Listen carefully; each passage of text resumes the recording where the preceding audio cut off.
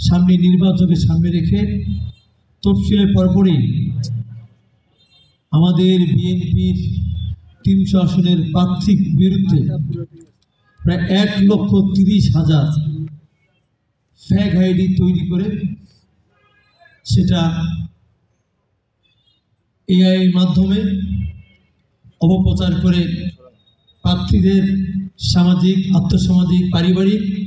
ও রাজনীতিভাবে হেয় প্রতিপন্ন করা, তাদের ইমেজকে ক্ষুণ্ণ করা এবং মানুষের সামনে, ভোটারের সামনে তাদেরকে বিতর্কিত করে ইমেজ ক্ষুণ্ণ করার জন্য অনেক ধরনের অপচেষ্টা ইতিমধ্যে শুরু হয়েছে। আমরা এই দেবগঞ্জ থেকেই আগামী দিনে আমরা ইলেকশন ইঞ্জিনিয়ারিং সহ ইলেকশনকে সামনে রেখে যত রকম বিশেষ করে সামাজিক যোগাযোগ মাধ্যমে প্রার্থীদেরকে হেয় প্রতিপন্ন করা, তাদের ইমেজ ক্ষুণ্ণ করা এবং তাদেরকে বিভিন্নভাবে পর্যবেক্ষণ করার জন্য যে অপচেষ্টা চালানো হবে সেই বিষয়গুলো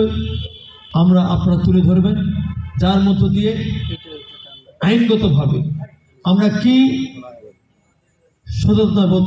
তৈরি করতে পারি বা আইন বিষয়ে আমরা কী পদক্ষেপ নিতে পারি বা সামাজিক বিষয়ে আমরা কী পদক্ষেপ নিতে পারি বা একজন